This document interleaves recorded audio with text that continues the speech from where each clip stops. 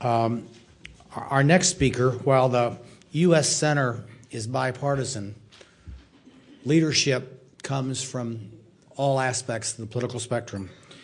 And one of the great things about the state of Wisconsin is that it's elected the Honorable Barbara Lawton as Lieutenant Governor, who also serves as the chair of the National Lieutenant Governors Association. And a very great thing about her is that she's passionate about this, and she participated and helped with the wing spread. So Governor Lawton, thank you for joining us.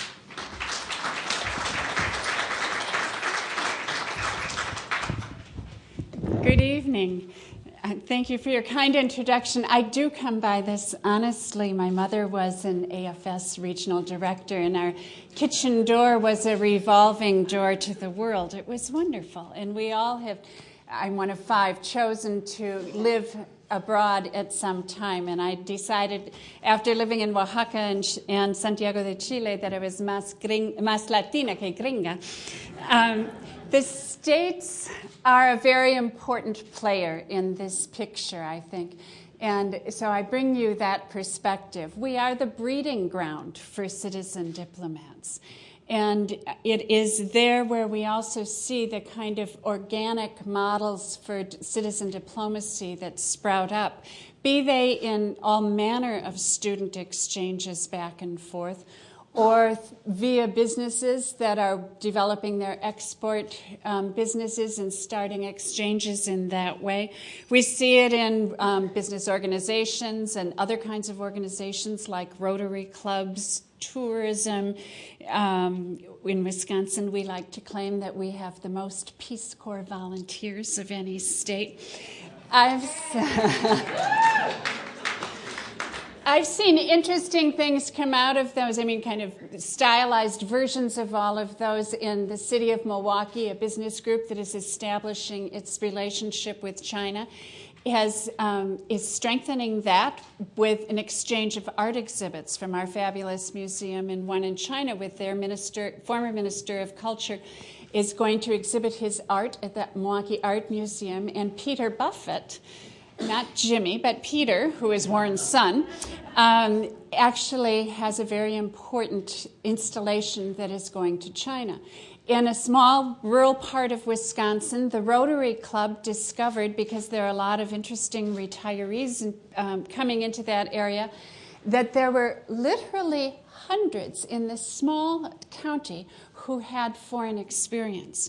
And they created an inventory of their experience in the countries with which they had contacts. And out of that, not only are they inspiring the imagination of people who live around to connect to those parts of the world through them, but they have conspired together to initiate new projects that have never been done before abroad.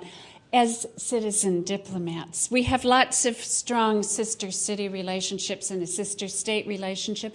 And like many states, our National Guard connects us to another country. We're very close to Nicaragua. And through the National Lieutenant Governors Association, I'm working to help my colleagues imagine the kind of leadership that we can provide in developing these things. And in fact, this year, for the first time, the National Lieutenant Governors Association, we were able to get a small but beginning USAID grant so that we can work with our counterparts in Mexico. And I led a delegation of lieutenant governors to China this fall. There's a double dynamic that goes on in this. When we look at all that complex of relationships that are possible coming out of the states, they strengthen the fabric they strengthen those bridges between the United States and other countries, and that holds when there are disruptions in relationships from a government to a government, when you gird it with those citizen relationships. But the other thing that happens through citizen diplomacy is everyone who brushes with it and engages in it builds a sense of shared destiny with people around the world. And only when we begin to internalize that in the most profound way, I think, and when we strengthen our attachments through citizen diplomacy, will we see that informing public policy priorities and funding, and see the State Department perhaps adequately funded for peace. So this is all part of smart diplomacy. And as we think about it, I would just like to make a point that I think that we need to innovate opportunities for young people to think of careers that will connect citizen diplomacy and public diplomacy, as Doug was talking about. That we need to think about ways that they don't see foreign service as a long, narrow corridor with no exit, but rather...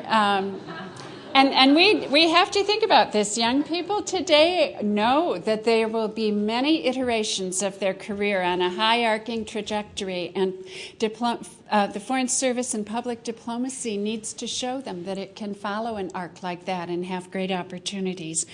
So from the state's point of view and government point of view, we have to be better at harnessing and harvesting all of that talent and expertise that comes out of citizen diplomacy.